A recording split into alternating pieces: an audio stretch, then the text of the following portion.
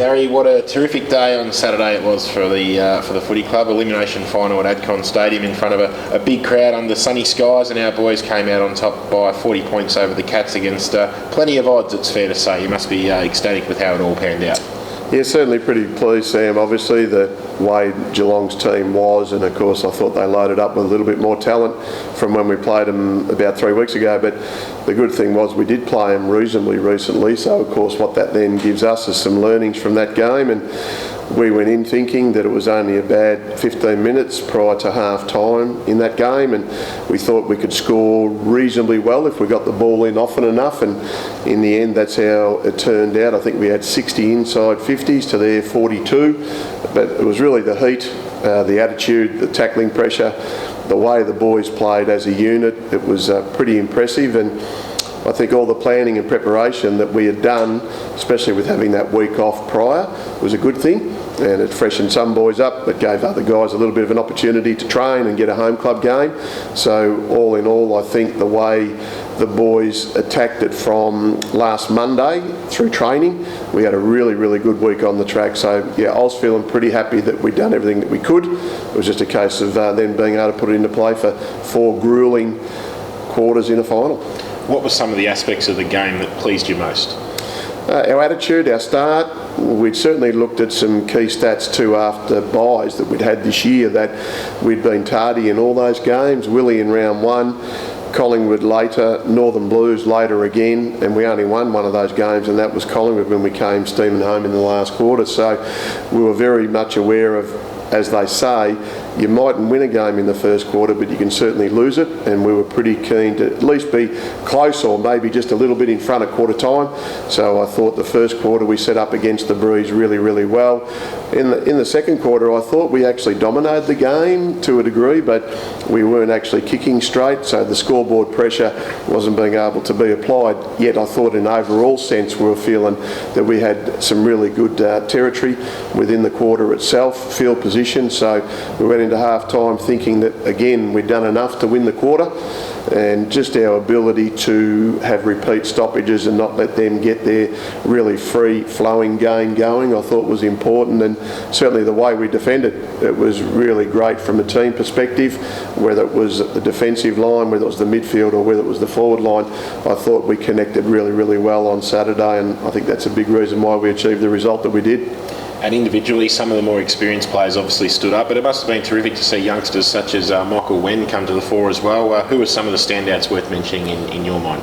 Yeah, well, Michael had a big job because, pardon me, it was against obviously Abbott or possibly Fort or Smith. So at the end of the day, it was pretty important that he obviously did what he had to do.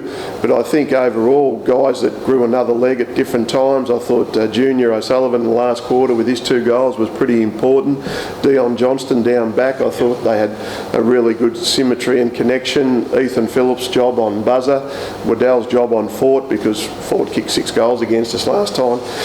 Pardon me, I'm losing my voice, mate. Must have been all that barracking on Saturday.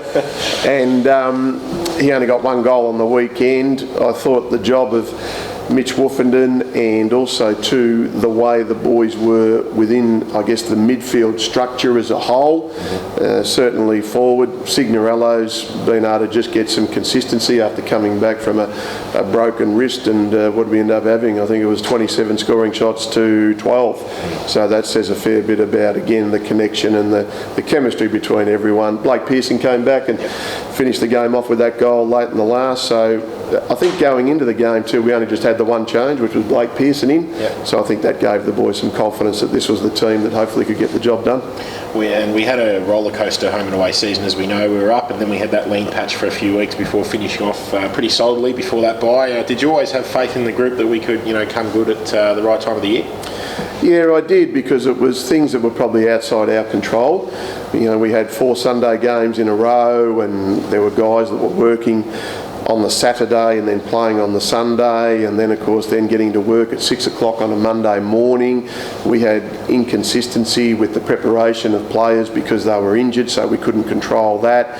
And I think when you look at the job that we'd done for those 8 weeks where we won 7 and drew 1, that's a pretty big effort. So you never in football terms, really capable of playing somewhere near your best week in, week out. And we knew if we could just grind it out and hold on, that once we got to a position where we started getting some personnel back, that I was quietly confident that we could actually improve.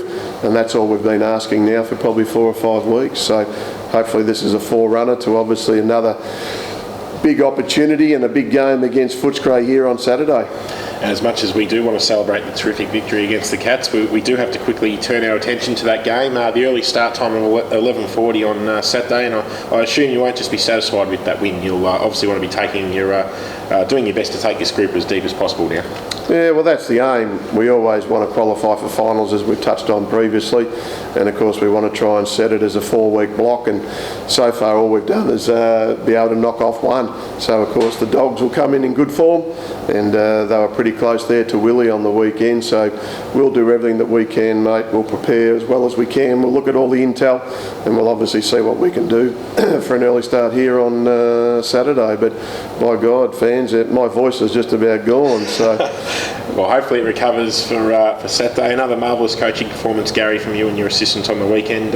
Enjoy it, and he's hoping there's still a few more editions of Borough TV to come in season 2019. Good luck on Saturday. Yeah, thanks a lot, Sammy.